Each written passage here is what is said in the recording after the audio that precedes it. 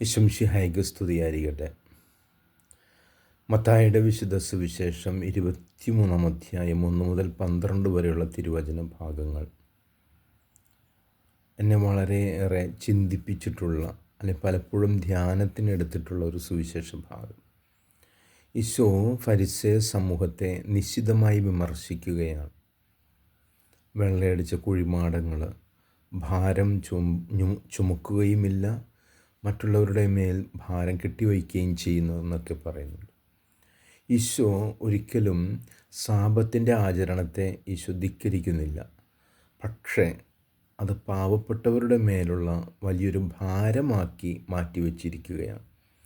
അങ്ങനെ നിയമമുണ്ടാക്കുന്നത് മറ്റുള്ളവർക്ക് ഭാരമായി മാറുന്നതിന്.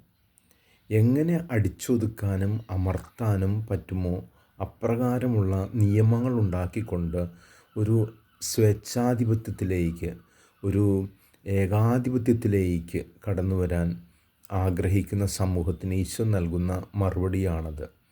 ഉള്ളു കവർച്ചയും കൊള്ളയും കൊണ്ട് നിറഞ്ഞിരിക്കുമ്പോൾ എങ്ങനെ നിങ്ങൾക്ക് നീതിമാനായി ജീവിക്കാൻ സാധിക്കുമെന്ന്. പ്രിയമുള്ളവരെ, മറ്റുള്ളവർക്ക് ഭാരമുണ്ടാകാതെ, പ്രത്യേകിച്ച് പാവപ്പെട്ടവരോടുള്ള ആ ഒരു മനോഭാവം, അവരും മനുഷ്യ സൃഷ്ടികളാണ്, മനുഷ്യരാണ്, എന്നെപ്പോലെ തന്നെ അവരും മനുഷ്യരാണെന്നുള്ള ബോധ്യത്തോടുകൂടെ അവരോടൊന്ന് കരുണ കാണിക്കാൻ, എല്ലാവരെയും കൂടെ ചേർത്ത്.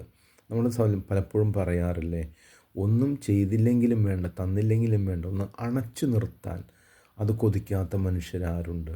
അപ്പോൾ തോളോടൊന്നും തോള് ചേർത്ത്, നെഞ്ചോടൊന്നും ചേർത്ത് ആശ്വസിപ്പിക്കപ്പെടാൻ കൊതിക്കുന്ന ജനതയോട് ഈശോ കാണിക്കുന്ന ഒരു അഭിനിവേശമാണ്, അല്ലെങ്കിൽ സംരക്ഷണമാണ് ഈശോ ഈ സുവിശേഷത്തിലൂടെ ഭാഗത്തിലൂടെ സംസാരിക്കുന്നു, മനസ്സിലാക്കുന്നു.